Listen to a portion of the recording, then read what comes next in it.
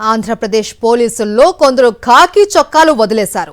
పచ్చ చొక్కాలు వేసుకుని రెచ్చిపోతూ ఉన్నారు.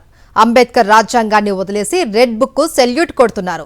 పచ్చనేతలు ఎవరి మీదకు ఉసిగొల్పితే వారిపై తమ ప్రతాపం చూపిస్తూ ఉన్నారు. అక్రమ కేసులు బనాయించి వేధిస్తూ ఉన్నారు. సీనియర్ జర్నలిస్ట్ కేవీఆర్ విషయంలోనూ అదే చేశారు. ఈ క్రమంలో హైకోర్టు ఆదేశాలను లెక్క చేయలేదు. సోషల్ మీడియాను చూసినా సీనియర్ జర్నలిస్టులను చూసినా చంద్రబాబు భయపడుతున్నారు. ప్రభుత్వాన్ని ప్రశ్నిస్తూ పోస్టులు పెట్టినా యూట్యూబ్లో వీడియోలు పెట్టినా తట్టుకోలేకపోతున్నారు. అధికారం చేతిలో ఉందని అక్రమ కేసులు పెట్టి వేధిస్తున్నారు. ఖాకీలను అడ్డం పెట్టుకుని రెడ్ బుక్ రాజ్యాంగాన్ని అమలు చేస్తున్నారు. ఏపీలో రెడ్ బుక్ రాజ్యాంగం పతాక స్థాయికి చేరిందనటానికి జర్నలిస్ట్ కేవీఆర్ అక్రమ నిర్బంధం వేధింపులే సాక్ష్యం. హైదరాబాద్లో నివాసం ఉండే జర్నలిస్ట్ కేవీఆర్ ఇటీవల ఎల్లో మీడియాలో ఒకటైన మహా టీవీ ఎండీ వంశీ మాట్లాడిన మాటలపై కూడా వీడియో చేశారు. గుంటూరు జిల్లా నాగార్జున యూనివర్సిటీకి ఎదురుగా ఉన్న ప్రాంతంలో మహా టీవీ వంశీ శివరాత్రి సందర్భంగా ఒక కార్యక్రమాన్ని నిర్వహించారు. ఈ సందర్భంగా ముఖ్యమంత్రి చంద్రబాబు కూడా దీనికి హాజరయ్యారు. ఆ సమయంలో వంశీ మాట్లాడుతూ దేవుడి కంటే చంద్రబాబే గొప్ప అనే అర్థం వచ్చేలా మాట్లాడారు. దీనిపై జర్నలిస్ట్ కేవీఆర్ అభ్యంతరం వ్యక్తం చేశారు. దీంతో ఎల్లో మీడియా అధినేతకు ఒళ్లంతా మండిపోయింది. తన ఛానల్లో పనిచేసే వేరే మతానికి చెందిన వ్యక్తితో మనోభావాలు దెబ్బతిన్నాయంటూ ఫిర్యాదు చేయించారు.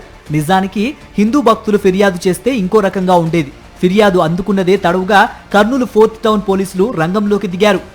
ఆ నైట్ అంతా తిరిగి రాకపోతే వాళ్ళ భార్య హెబియస్ కార్పస్ పిటిషన్ హైకోర్టులో వేయడం, ఆ రాత్రి అంతా అతన్ని వేధించారని చెప్పి అతను చెప్పాడని వాళ్ళ భార్య చెప్తే 2 కాళ్ళు విడదీసి 3 కానిస్టేబుల్స్ కాళ్ళపైన తొక్కి హింసించి మళ్ళీ వాళ్ళే పోలీసు వాళ్ళు టాబ్లెట్లు ఇచ్చారట.